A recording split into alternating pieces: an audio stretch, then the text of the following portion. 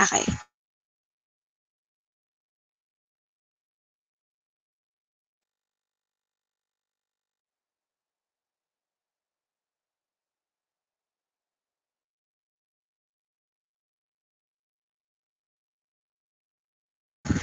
Okay, good evening everyone. So, ayun, now we will be tackling about maikling kwento. Ba't nag-i-English na? So, Filipino guys, maikling kwento. And super easy lang nito as in, sobrang bilis lang natin matatakal to. But, before we start, magbibigay lang ako ng tips. No? Tips kung paano natin kukuha agad yung tamang sagot. Hindi naman, kumbaga, mabilisan kasi 'di ba sa UPCAT meron tayong language proficiency, meron din tayong reading compre. So, sa reading compre, dito pasok yun. Pasok tong may clean kwento sa reading compre, or reading comprehension. Ngayon, sa reading and compre, or like sa reading comprehension, mahaba ang mga binabasa, no? Mahaba yung babasahin. Ngayon, wag niyo muna agad basahin yung isang kwento or yung isang essay na andoon. Una niyo munang basahin yung mga tanong. Kasi kapag binasa niyo yung mga tanong, kumbaga malelesen na yung time niyo na basahin lahat. Kumbaga, ang gagawin niyo na lang, since alam niyo na yung tanong, hahanapin niyo na lang doon yung mga hinahanap. Kunwari, sino yung main character, ano yung banghay, yung ganon. So, siguro I'll give other tips pa while we are discussing. So, next slide na po, Ate Hazel. Thank you.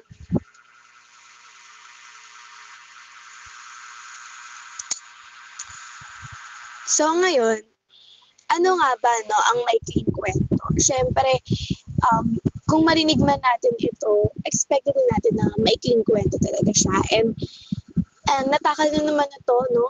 Nung tayo ay junior high. And siguro naman, familiar yung iba rito. At alam natin, or kapag sinabing kayang basahin ng isang upuan, may clean kwento agad yung nasa isip natin. Ngayon, isa-isahin natin doon. Ang maikling kwento ay isang uri ng panitikan na bunga ng maikling guni-guni ng may akda. So, mostly ng maikling kwento is siya, kumbaga, hindi siya totoo. Kumbaga yung mga, I forgot the term. It's, yung mga kunwari sa Wattpad, yung mga ganon. Pero hindi example yung mga stories doon since we're talking about maikling kwento. So, next is, maaring likhang isip o batay sa karanasan ng may akda. So, ayun. Yun, yung ano kanina. Imagination, no? Imagination ng may akda or batay dun sa karanasan ng may akda. Muli, ang maikling kwento ay nagiiwan ng kakintalan sa isipan ng bumabasa o nakikinig. So, ano nga ba yung kakintalan? Yung kakintalan, ito yung aral na makukuha, no? Ng mga mambabasa o mga tagapakinig doon sa isang maikling kwento. No? Expected na every story naman mayroong moral, 'di ba? May lesson tayong nakuha. So, yun yung kakintalan, guys. Oh, okay? Ang maikling kwento ay isang maikli at matatapos sa isang upuan. Kagaya na lamang ng sinabi ko. May iilan lamang na tauhan. So, bilang lang din yung tauhan dito, usually 2 tauhan, ganyan. Pagdating sa maikling kwento. Maingat na inihahanda ang mga pangyayari sa pagkasunod-sunod nito. So, ayun, sobrang maingat yung kumbaga, pagkakasunod-sunod, sobrang maingat siyang isinusulat, no? And may mga matatakal ako mamaya, no? Na connected doon sa pagkakasunod-sunod ng mga pangyayari, no? So, huli, maaring tapusin ng isang upuan o hindi umaabot sa araw para matapos ito. So, ganun lang din, kumbaga, ang maikling kwento isang maikling babasahin na makaya agad nating matapos sa isang upuan. Ito ay makakakuha tayo dito ng aral, no? Ng kakintalan. Ito ay maaring imahinasyon o sariling karanasan ng may akda. Okay po ba tayo doon, guys? Thumbs up if okay, and if you have questions, no, pwede na kayong magtanong ngayon para makapag-move on tayo. Kasi mahirap mag-move on kung hindi nyo gets yung ano na. So, feel ko naman,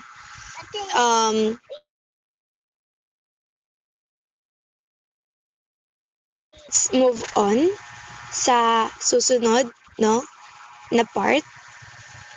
Sa slide, slide 3. Dumako na tayo sa mga uri, no? Mga uri ng maikling kwento.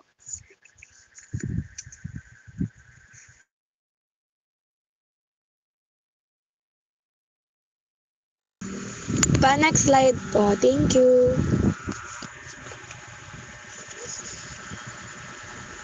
Sa mga uri ng maikling kwento po. Ayan. Thank you so much.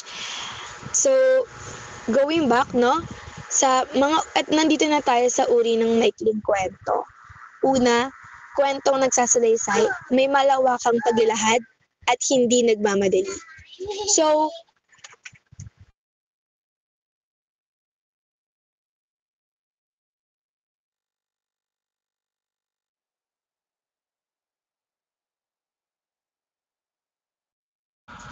no, sorry guys, may nangyari lang.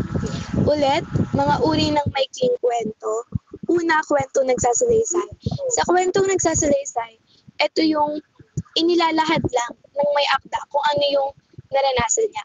Mostly ng mga authors, no? O yung mga kwento na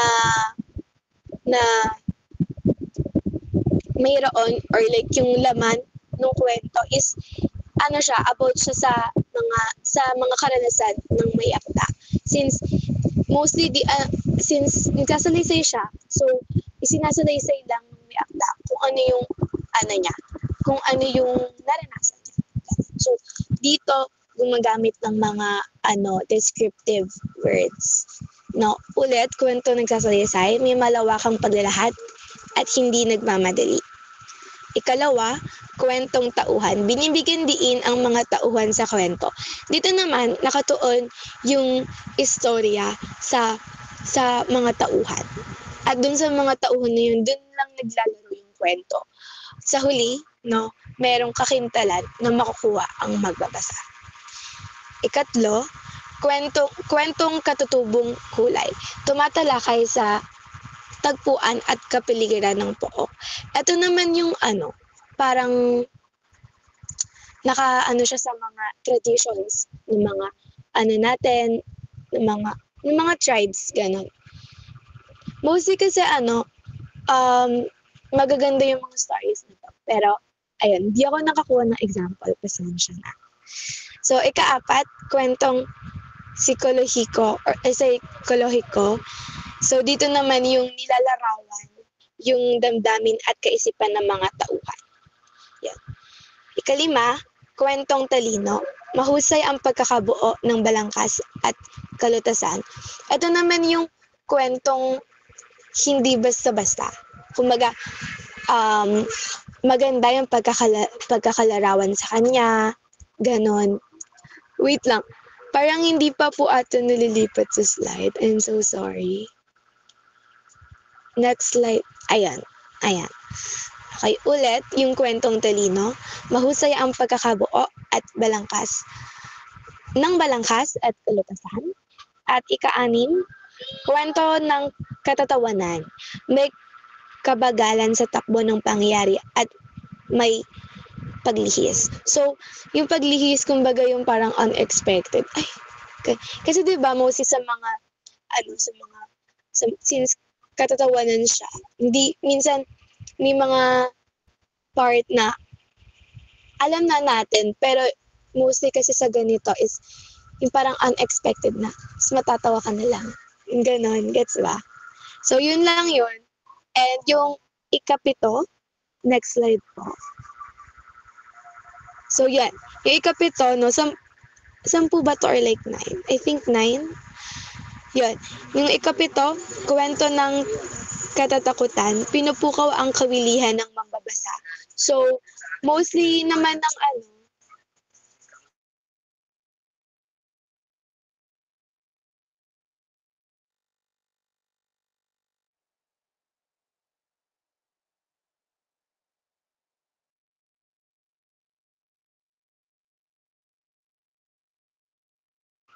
okay, so, going back, yung katatakutan. So, yon mga horror stories. Horror stories siya na maikli lang din naman. And yung ikawalo, kwento ng kababalaghan. Ito na yung, ano, yung kababalaghan, ito yung may mga, hindi naman ibig sabihin yung nakakatakot. So, magkaiba yung kwento ng katatakutan sa kwento ng kababalaghan. Since, yung ano, yung kababalaghan, hindi lang naman siya about sa multo. And may mga ano din, stories din na hindi lang siya sa tao or like sa namatay na tao nagpe-pertain or tumutukoy sa ganon. Mayroon ding ano, mga kunwari mga bagay na gumagalaw o kaya isang isang punong umiiyak, mga ganon. And last sa uri ng maikling kwento, kwento ng madulang pangyayari. May mahalagang pagbabago sa kapalaran ng mga tauhan. Ito naman yung sa madulang pangyayari. For example, yung yung isang pulube, ang ending naging mayaman. So, ganun yung flow niya. Laging laging may pagbabago din sa tauhan. It's either magiging successful or like um hindi kaaya-aya yung magiging ending. Basta iba yung magiging kapalaran ng tauhan sa ending. Ayan. So, next slide, I think. Slide. Ayan. Dito na tayo sa mga sangkap ng maikling kwento. Ito, guys, napaka-easy na lang din ito, no? Kaya hindi ko na masyado i-elaborate. So, let's go na, no? Sa tagpuan. Tagpuan, ito ay tumutukoy sa pook o lugar na pinangyarihan ng kwento. Sobrang basic na yan. Kung saan lang nangyari yung kwento, kung saan, kung kailan at saan nangyari ang kwento. Sa banghay naman, ito yung kabuuan ng isang kwento. Ang kawil ng mga pangyayari ay batay sa pagkakatulad nito mula umpisa hanggang sa kasukdulan sa bahaging ito, nilulutas ang tunggalian ng mga tauhan sa kwento. So, itong banghay ay may konektado siya sa kaninang ano natin. Yung sa, ano ba yan? Wait lang, hanapin ko.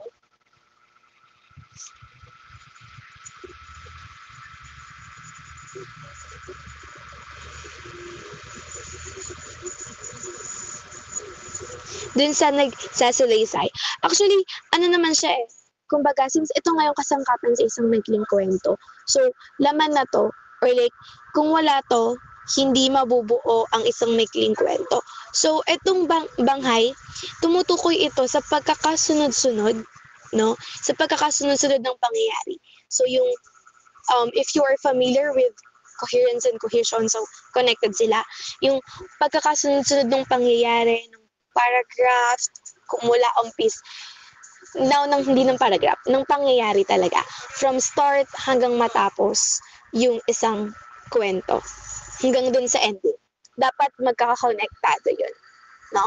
Dapat consistent. Ganon. So, ang ikatlo ay tauhan.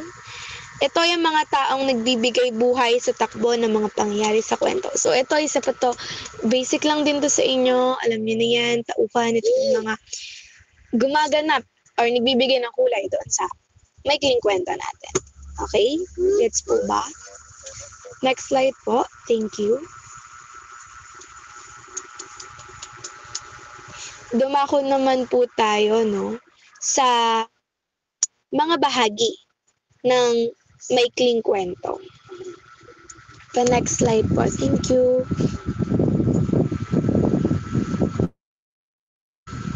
Ayan. Una, no, meron tayong panimula or introduction. No? Sa panimula, naglalaman ng tagpuan, tauhan, panahon, at panahon ng kwento. Layunin ng panimula na ipakilala ang mundo ng kwento sa mambabasa. Kumbaga, ito ay isang background muna, no? Ano ba yung, kung saan ba tungkol, ano ba tong kwentong ito, sino ang mga tauhan nito. Nang sa ganoon ay magkaroon ng ideya na, no, yung ating mga mambabasa. No? Ikalawa naman po, saglit na kasiglahan. No? Ito ay naglalarawan ng umpisa ng kwento patungo sa problemang hinahanapan or nang hinahanap ang solusyon. So, nandito na yung saglit na kasiglahan. Dito,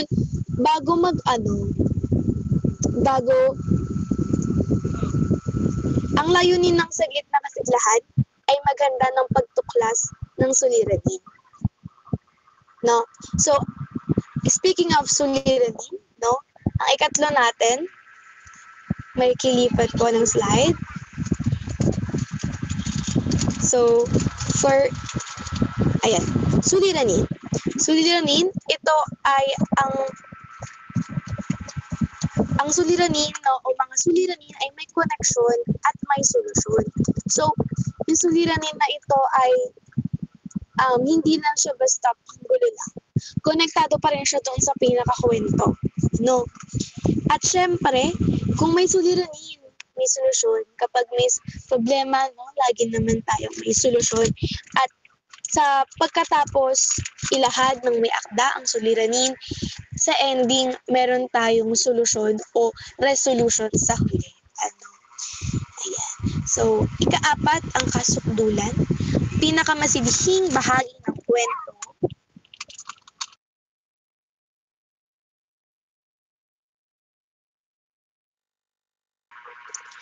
Muli, kasukdulan, ito na yung pinakamasidhi, no, na bahagi ng kwento. Dito na yung nagkakaroon ng tensyon ang mga tauhan. Dito na makikita kung paano nagre-responde yung mga tauhan sa suliranin, no, na lumabas or like naging pumutok na suliranin, ganon. So, dito na yan sa kasukdulan. At ikalimang bahagi ng maikling kwento. Ito ay wakas, no? Ito ang pagtatapos ng kwento na nagbibigay daan sa mambabasa na mag-isip. Layunin ng wakas na magbigay ng closure at pagkakataon sa mambabasa na mag-reflect. So, katulad na lamang ng sinabi ko po kanina, no? Na sa maikling kwento, may kakintalan tayong makukuha, no? Yung moral, no, lesson na maaari nating i-apply sa ating buhay o makatulong sa sitwasyon na mayroon tayo. Gaya na lang ng sinabi rito, no, sa layunin ng wakas. Layunin nitong magbigay ng closure at pagkakataon na mag-reflect yung ating tagapakinig o mambabasa. Ayan. So, I think sa last slide na tayo, no? Ayan. So, Hazel, can you show na yung sinend ko na word? So, yun guys. Before ko pala, no, i-introduce yung or ikwento yung isang maikling kwento na inihanda ko para sa inyo. Pwede po kayong magtanong, no? Kung may mga clarifications kayo, pwede nyo na pong itanong ngayon. Ayan. I will be entertaining questions po. Mga siguro 10 to 20 minutes. Kung mayroon lamang po kayong katanungan at gustong i-clarify. And kung wala naman po, mag-thumbs up na lang po siguro tayo. Nang sa ganoon ay makapag-move on na po tayo sa next nating ayan. Okay. Hazel, pa-flash na lang sa screen. Thank you so much. Okay, so habang hinahanda po ni Hazel yung Ayan. Ayan na pala. Ayan. Ito ang Agila at ang Maya. Kaya po ba siya i-zoom if ever? Like, if it's possible. Thank you. So, habang sineset up siya, guys, mayroon po akong hinanda. Actually, dalawa siya eh. Quiz lang, madali lang naman to. Kung papaano nyo lang, dito lang matatest kung yung reading and comprehension nyo. Tapos, Okay. ayan, okay na. Yes. Okay. Sige lang. Okay na ba yung... Yes po. Okay, let's start. Okay. Dito ako magbabasa sa device ko siguro. Or like dito. Sige, dito na lang. Ayan. Ang Agila at ang Maya. Isang agila ang kasalukuyang lumilipad sa kalawakan.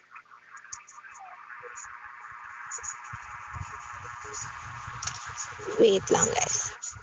Ulit. Ang Agila at ang Maya. Isang agila ang kasalukuyang lumilipad sa kalawakan. Buong yabang niyang iniladlad at ibinuka ang kanyang malalapad na pakpak. Habang patuloy siya sa kanyang paglipad, ay nakasalubong niya ang isang maliit na ibong Maya at hinamon niya ito. Hoy Maya, baka gusto mong subukan kung sino sa ating dalawa ang mabilis lumipad. Buong kayabangan ni Agila. Kaya naipasya niyang tanggapin ang hamon nito para maturuan siya ng leksyon. Sige, tinatanggap ko ang hamon mo. Kailan mo gusto magsimula tayo? Natuwa ang Agila. Hindi niya akalaing natatanggapin nito ang hamon niya. Aba, nasa iyo yan, kung kailan mo gusto. Buong kayabangang sagot ni Agila. Napatingin ang Maya sa kalawakan. Nakita niyang nagdidilim ang kalangitan. Natitiyak niyang ang kasunod niyon ay malakas na pag-ulan. Sige Agila, gusto kong umpisahan na natin ang karera ngayon na. Pero para lalong maging masaya ang paligsahan natin, ay kailangang bawat isa sa atin ay magdala ng kahit anong bagay. Halimbawa, ang dadalhin ko ay asukal, ikaw naman ay bulak. Tumawa ang Agila sa narinig na sinabi ni Maya. Tuwang-tuwa talaga siya. Bakit nga naman hindi eh? Mas hamak na magaan ang bulak na dadalhin niya kumpara sa mabigat na asukal na dadalhin naman ito. O ano, Agila, payag ka ba? Untag ni Maya. Aba, oo, payag na payag ako. Sige, doon tayo mag-uumpisa sa ilog na yon at doon tayo hihinto sa tuktok ng mataas na bundok na iyon. Wika pa ni Maya. Gusto nang matuwa ni Agila sa katuwaan dahil tiyak na ang panalo niya. Subalit hindi siya nagpahalata. At sisimulan nga nila ang paligsahan. Habang nasa kalangitan na sila ng kalawakan, ay siya namang pagbuhos ng malakas na ulan. Nabasa ang bulak na daladala ni Agila, kaya bumigat ito ng husto. Nahirapan si Agila, kaya bumagal ang lipad niya. Samantalang ang mabigat na asukal na daladala naman ni Maya ay nabasa din ng ulan, kaya natunaw ito. Napabilis ang lipad ni Maya. Dahil sa pangyayari, unang nakarating si Maya sa tuktok ng mataas na bundok at tinalo niya ang mayabang na Agila. So, ito po, wakas na, So, ito yung isang example ng maikling kwento. If you are familiar or kung kayo ay familiar sa pabola at parabola. So, konting lang tayo, catch up, Ang pabola, ito ay kwento kung saan ang bumibida ay maaaring hayop, halaman, at kung anumang walang buhay, So, at ang parabola naman ay yun yung mga kwento na usually na galing sa Biblia. konting catch up lang. Muli, ang kwentong ito ay ang Agila at ang Maya, no? Hindi ko na siguro po kayo tatanungin kung ano sa tingin nyo ang mensahe. Ako na lang din po ang magpa-provide, and tignan nyo na lang po, no, kung parehas ba tayo ng pagkaka-reflect sa maikling kwentong ito, no? Para sa akin, yung mensahe ng maikling kwento na ito ay maging mapagpakumbaba sa lahat ng ating mga ginagawa. Huwag maging mayabang at huwag ding maliitin ang kakayahan ng ating kapwa. Ito ay, kumbaga, mostly naman sa atin ay academic achievers, yung iba naman average student. So, huwag tayong doon naman, kung alam mo naman sa sarili mong magaling ka, no, huwag naman tayong susobra sa pagmamayabang, panatilihin nating magpakumbaba. Ayun, maraming salamat po, and sana may natutunan kayo sa lecture na ito. I think, no, dito na natatapos tong lecture natin, and before po pala ako tuluyang magpaalam sa inyong lahat, nais ko lamang pong banggitin ang mga gawain, no, na aking iiwan sa inyo. Meron ako ritong isang quiz na napakadali lang naman. May choices, 1 to 7 lang po ito, and isasend ko na lang din po siya sa GC, no? And yung isa naman po, ito ay binase ko sa sinabi sa akin ng kaibigan ko, kung paano nakakonstruct yung mga questions sa college entrance exam, lalo na sa APCAT. So, ito ay binase ko lamang doon. So, ito po ay activity. So, 6 items siya. And yung first question lang po yung may choices. And then, the rest is kung paano nyo po naintindihan yung kwento. No, napakadali lamang din po nito. At mapapractice din naman po tayo rito talaga, no, sa pagsasagot, no.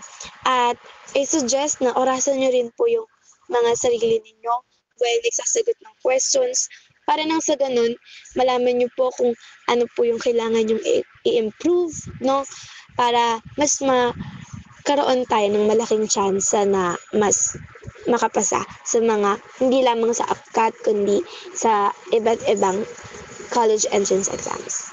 That's all, and thank you so much, everyone. Thank you so much for listening.